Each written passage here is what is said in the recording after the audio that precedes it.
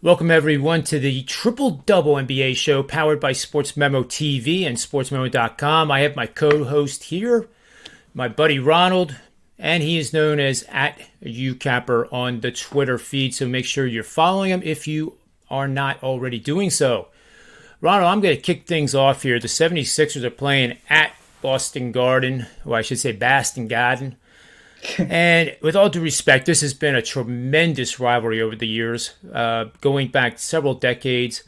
The player names are all Hall of Famers in those matchups, and now we're having a new generation of rivalry here with the likes of Tatum, Embiid, Tobias Harris, Brown, and I'm pretty excited about this game tonight. I think this is a game that the Sixers can win, and they're currently a 2.5 to 3 point underdog. Sixers have been through a really tough stretch, as has the Celtics. Ronald, they both have had COVID issues. They both have been without their stars. And tonight will mark the first time that Boston has really been at full strength. Yet the line is only -3. And I personally like the Sixers because of the chemistry that they have had. No matter who was on the court, they rank very high in effective field goal percentage at third. And I give the edges in this matchup in points per game, field goal percentage, free throw percentage, which the Sixers are number 3 at 81%. Turnovers, in other words, fewer turnovers in Boston. And I think the bench is much better for the Sixers than the Celtics. So it gives me a pretty darn good underdog here that has advantages literally almost across the board. The 76ers won 6 of the last 7 with referee official Kane Fitzgerald being one of the 3 referees on the floor.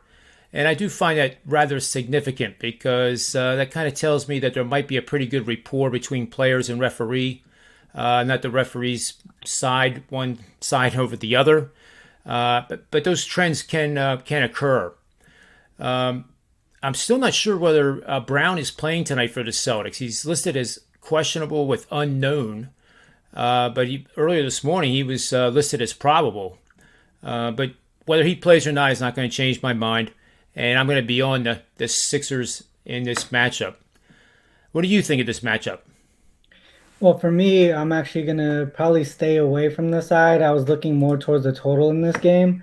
So the Celtics, they're eighth in the league in defensive rating, and ever since they had a rough start, they really picked it up defensively, but they really haven't put together that offense yet. They're still 20th in offensive rating, and typically, I like to think that teams fall flat when they have like a one-game homestand, and that's sort of the situation that the Celtics are in right now. They just played 2 games on the road, and their last one was in Toronto, and they got the W there against a tough Raptors team. And then after the 76ers, they head out to the West Coast to face Utah next. So those are like situational spots that I like to think teams fall flat in.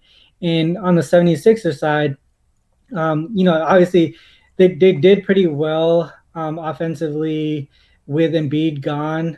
But they didn't get the W's. They didn't translate to W's.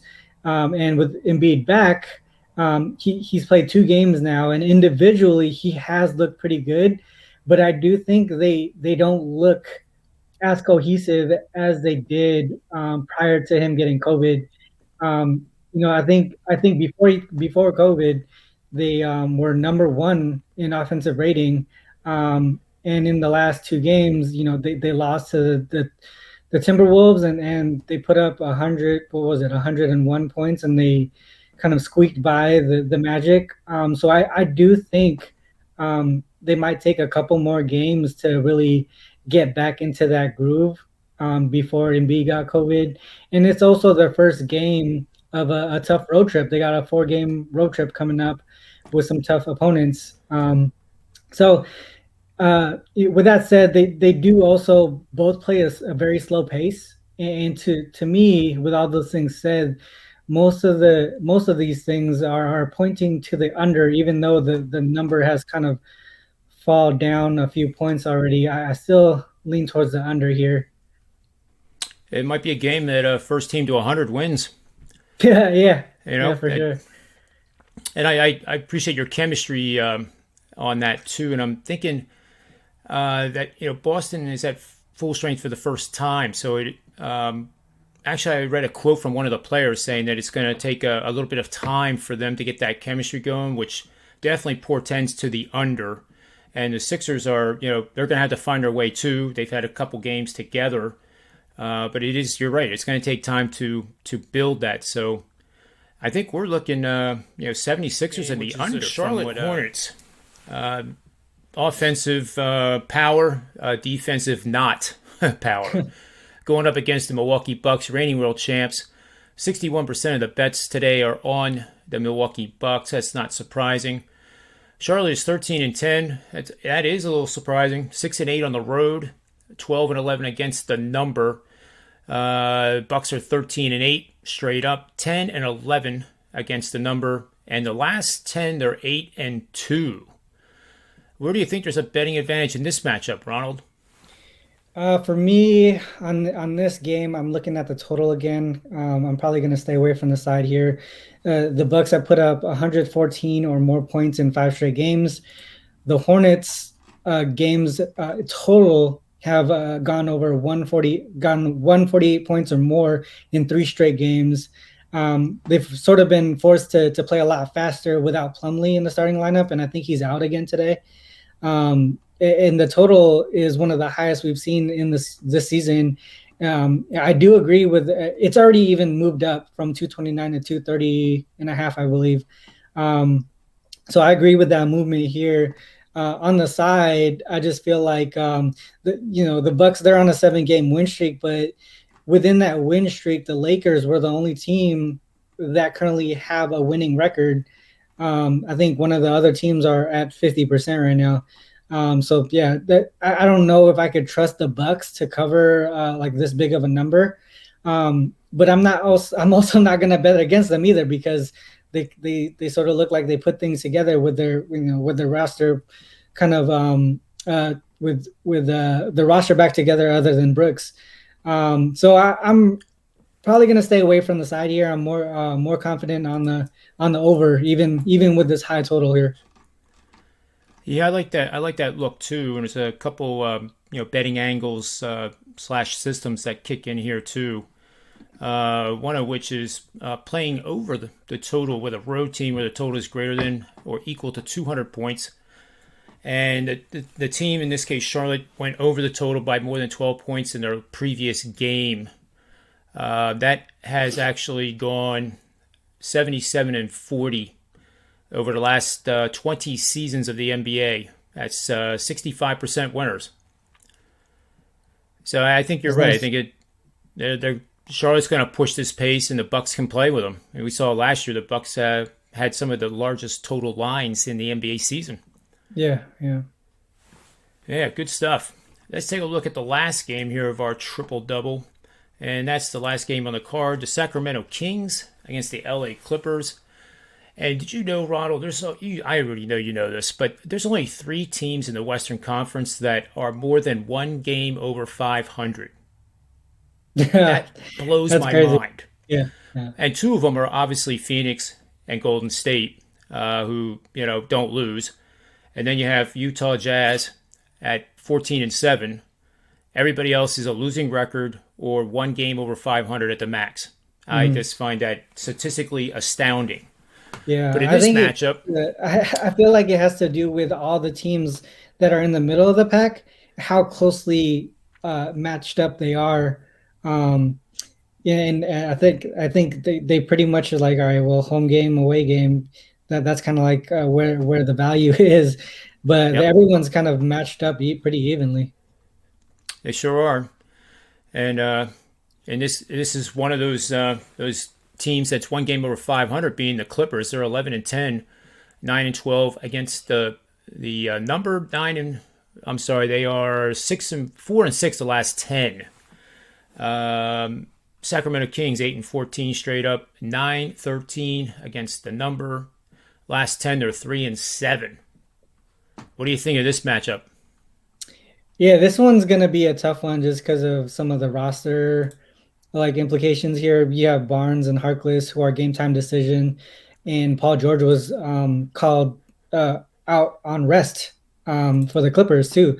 So the numbers moved, the totals moved, um, and you already like with um, the most recent games where players are being called out, 30 minutes before the game starts, it's kind of tough to make a call, especially on this late game here where you have game time decisions on a couple of starters for the Kings. But at least we know Paul George is already out. And I think it has to do with the Lakers coming up next, and then so they're probably looking ahead to that game, making sure is rested. Paul George is rested for that game. I was already thinking that the Clippers were going to fall flat in this look ahead situation. So I was kind of already leaning towards this under. Um, what I want to do is probably just wait to hear if Barnes is out for sure or not. I think he's more of a key player than Harkless is, as far as how it affects their offense, the Kings offense. So I'll probably wait and sit on this and see if he plays. And if he does, I'm probably going to pass on the total. But if he doesn't play, I'll probably hit the under on this one. Yeah, it's good stuff. And it makes me think of my in-game betting strategy too in a game like this. Because sometimes, like to your point about the starters, it might be 10 minutes before game time before you really know whether the guy's going to play.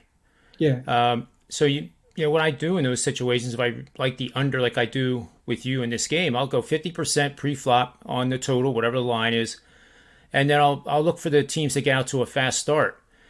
We saw a perfect example of it last night with the Brooklyn Nets and the Knicks game. They got out to a fast start. They scored 121 points in the first half. And then I really did believe in my write-up that the pace was going to slow. And they went from 60 points per quarter to barely 50. And I was able to get 227 in-game on the total at one point. That was 2 minutes to go in the half. Mm-hmm. So I think that's going to work with this matchup too. These teams aren't afraid to play fast, and it'd be probably to Sacramento advantage if Paul's not playing. Yeah, I mean, the Clippers are one of the better defensive teams in the league so far, and Paul George is a big reason why. But I think they're probably going to miss his offense more than his defense in this specific matchup. And the Kings, they've sort of been struggling offensively. I mean, they do play a fast pace, but I think with all the injuries and game time decisions and players sitting out that they've had to deal with the last few games, that's kind of affected how Gentry's wanted to put this offensive together. Yeah, I agree. So that's our three plays. We actually have three plays and a lean, basically on this show. I actually have a 4-unit play in the NBA going tonight that I'll mention, and then I want you to tell everyone what you have going as well. But the reason I want to mention it is it's a system that is a perfect 16-0 the last 5 seasons. And it doesn't come up very often, but obviously when it does, it gets my attention, obviously, and I wanted to get everybody's attention that's listening to the show. And it's $15 right now over at SportsMemo. Ronald, what do you have going on at SportsMemo? I'm still kind of deciding what I want to post up for my premium plays, but I have a short list that I'm going through. I'm likely going to have two in the NBA and 2 in college basketball, and that will probably be up shortly. I'm digging through the games right now.